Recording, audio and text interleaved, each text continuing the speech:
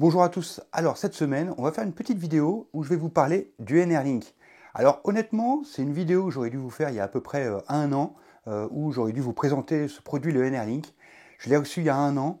Je ne vous ai pas fait de vidéo dessus parce que pour moi, le produit ne m'a pas satisfait. Je vais vous expliquer dans cette vidéo pourquoi il ne m'a pas satisfait et finalement aussi pourquoi j'ai bien eu raison de ne pas sortir cette vidéo. Au contraire de beaucoup finalement de mes confrères youtubeurs qui ont sorti des vidéos sur ce produit en le vantant, etc. Alors qu'au final, on savait tous que c'était un peu pourri.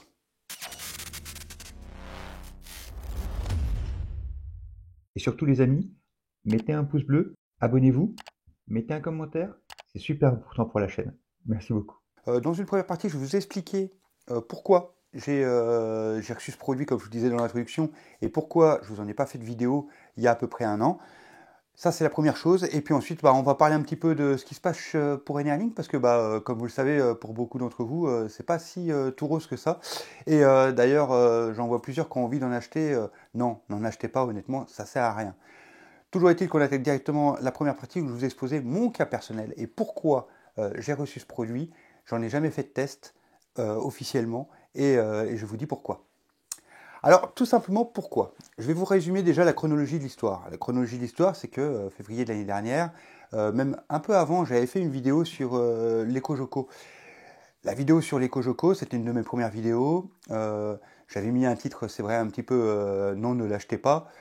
Dans les faits, dans ma vidéo, en gros, je trouve que le produit est sympa, mais je le trouve un peu cher. Ce qui est toujours le cas. Honnêtement, 200 euros pour le EcoJoco, c'est peut-être un peu cher, mais au final, je vais quand même vous avouer que je l'utilise tous les jours depuis que je l'ai et qu'il est quand même fort utile et qu'il fonctionne bien, au contraire de cet autre produit. Le NRLink, donc une fois que j'ai fait la vidéo sur les Kojoko, NRLink, j'ai un contact avec eux, me envoie un de leurs produits, donc le NRLink, pour faire un test et une petite review également. Je teste, je reçois le produit, je le déballe, je commence à faire la vidéo. Déjà, plusieurs choses, je m'embête un petit peu. Alors bon, l'écran en lui-même, il est quand même un petit peu de mauvaise qualité, un petit peu pourri, c'est une chinoiserie. Bon, à la limite, on s'en fout. Ce qui nous intéresse, c'est la remontée de données. C'est ça qui nous intéresse au final. Donc, je continue mes tests. Il avait un petit avantage quand même, une petite chose qui était sympa. Bon, sympa, oui et non, mais en tout cas, il a une batterie qui tient 2 heures, ce qui fait qu'on pouvait très bien le débrancher et puis partir avec quelque part pour le rebrancher. Ça, c'était un petit avantage qu'il y avait dessus. Mais j'ai bien envie de dire que c'était le seul, en tout cas pour toute la partie installation, etc. Ensuite, d'ailleurs, cette petite partie, je l'ai filmée. Au final, je ne vous la montrerai jamais parce que elle n'a pas grande utilité. Suite à ça, je commence à faire mes tests. Donc, il y a une application qui existe pour moi pour iOS. Il y a un site web. D'ailleurs, au début, je crois même qu'au début, oui, en me remontant dans l'histoire, il n'y avait pas encore l'application. Il n'y avait que le site web et on pouvait avoir la consommation que par le site web. Et puis, bien sûr, il y a l'écran. Premier problème que je vois, c'est qu'on a une remontée de données en VA.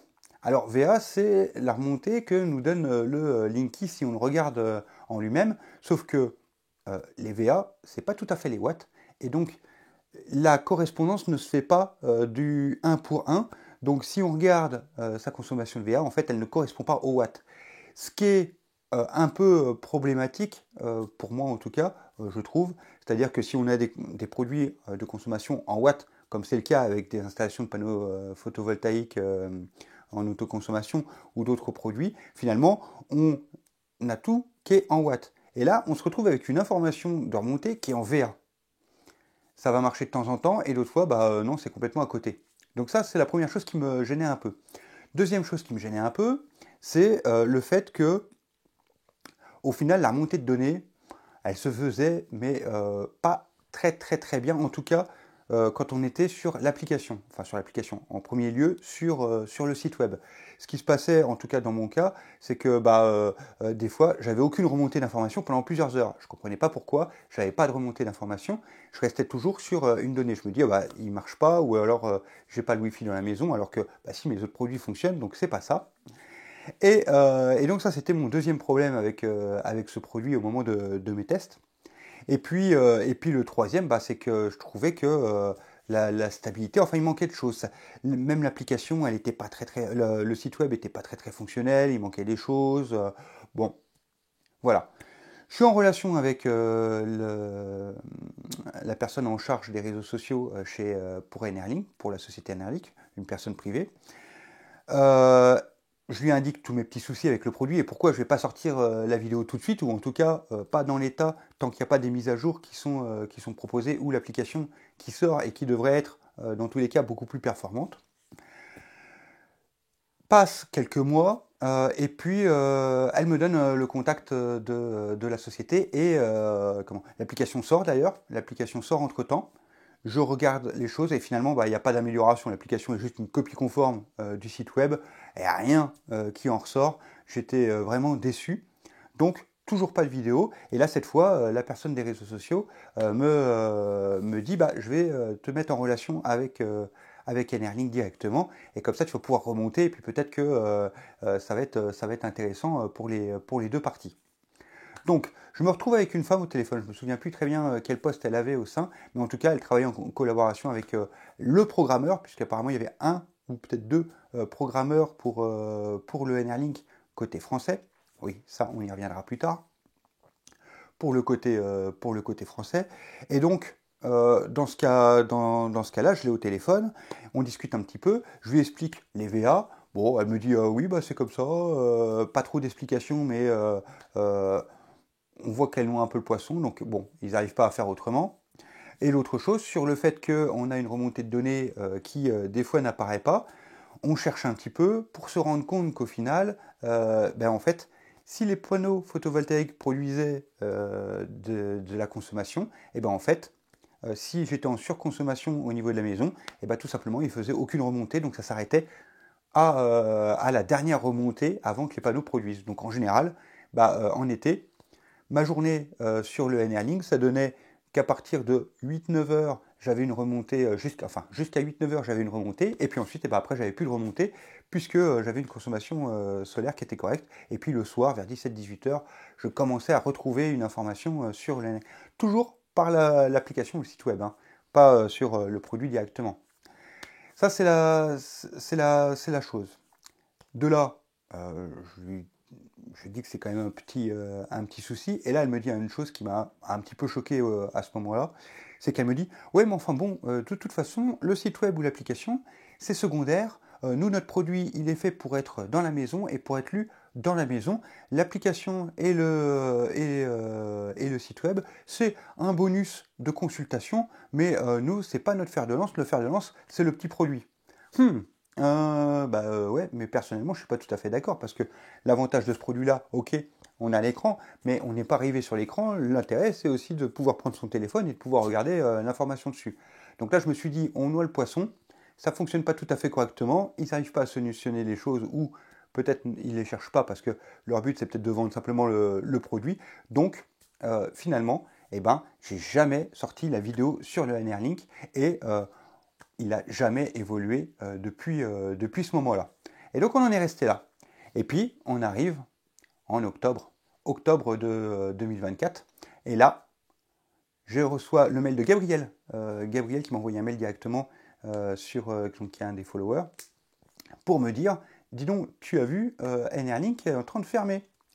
Donc je regarde un petit peu tout ça. Et en effet, la société Enerlink se met en faillite, ou en tout cas ne fait plus à ce moment-là, pas encore en faillite, mais ne fait plus de remontée, ne fait plus de support, a fermé ses réseaux sociaux, donc ça commence à puer un petit peu. L'autre chose, moi, qui me déplaisait un petit peu chez Enerlink, entre guillemets aussi, c'est le fait qu'il se disait français. Alors sur le site partout, c'était marqué produit français, français, français, français. Oui, enfin si on cherche un petit peu sur Enerlink, c'est un produit qui existait sur une autre marque dans un autre pays. Donc en fait, il n'était pas plus français que ça. Il y avait un côté marketing qui était derrière, qui était un petit peu pour moi malvenu. C'est aussi pour ça d'ailleurs que j'ai jamais voulu sortir finalement ces vidéos, puisque le produit n'est pas fiable. Le produit n'est pas complet, et en plus on nous fait un marketing qui n'est pas tout à fait juste dessus. Bref, on en revient à cet octobre. Le produit, comme vous le savez pour beaucoup d'entre vous qui ont le produit, ça ne fonctionne pas très très bien. Bon, il n'y a plus de support, etc. Finalement, avec le temps, c'est un peu revenu. Donc, on a retrouvé les données qui fonctionnent toujours dessus, mais pas de support, ils ont arrêté de vendre le produit, ils ont retiré les applications des stores, et puis ils se sont déclarés en faillite suite à une petite communication du directeur, une mise en faillite de la société. Donc, plus rien pour ce produit et finalement, on se retrouve, j'avais fait une vidéo là-dessus sur quelques sociétés qui avaient eu des petits soucis comme ça et au final qui avaient fermé et qui avaient mis les clients dans l'embarras parce que tout dépendait d'un serveur. Et là, Enerlink, on est un peu aussi dans ce même système, c'est-à-dire que finalement la société ferme, les serveurs sont laissés un petit peu à l'abandon. Bon là, ils ne sont pas complètement fermés parce que ça fonctionne, mais les serveurs sont quand même laissés à l'abandon, donc ils peuvent fermer à tout moment et alors à ce moment-là, le produit se transforme en brique et il ne sert plus à rien. Suite à cette faillite, j'ai personnellement contacté la personne des réseaux sociaux, mon contact que j'avais, et je lui ai dit tiens, il se passe quoi sur le Enerlink? Et elle me dit ah, moi je travaille plus pour Enerlink, voici le numéro du directeur. Alors j'avoue que j'ai jamais, et elle m'a donné pardon, les coordonnées du directeur, j'ai jamais pris le temps de l'appeler ou d'envoyer un mail. Après, je me dis, de toute façon, c'est inutile, je vais recevoir un truc un peu bateau et ça servira à rien parce que de toute façon, voilà, on en est là sur le produit et je crois que ça n'ira pas beaucoup plus loin. Donc, là où on en est la vidéo, au moment où je la tourne, on en est là. Je crois, d'après les rumeurs, que apparemment, il y a peut-être la possibilité que ça soit repris par une autre société qui pourrait maintenir ou qui pourrait rendre open source les serveurs et les données. Bon, ça c'est à voir. Toujours est-il que du coup on en trouve beaucoup sur le bon coin. Il y en a même beaucoup d'entre vous qui en cherchent. J'ai envie de vous dire, n'achetez pas ce produit, ça sert à rien. Ça se trouve dans 1 ou 2 mois, c'est fini. Donc ne vous concentrez pas là-dessus. Je pense que comme le produit ne fonctionne pas super bien, ça sert vraiment à rien de l'acheter. Ça c'est une première chose que je voulais vous dire. La deuxième chose aussi, c'est qu'au final, il y a quand même un truc qui m'a gêné. C'est tous mes petits confrères youtubeurs. Bon, moi j'ai lancé ma chaîne il y a 1 an, donc je l'avais reçu il y a 1 an, donc c'était au début de la chaîne. Il y a d'autres jeunes youtubeurs dans le même domaine qui l'ont reçu aussi au début de leur chaîne. Tous vantaient le produit. Comme quoi c'était génial, comme quoi ça fonctionnait super, comme quoi c'était vachement bien.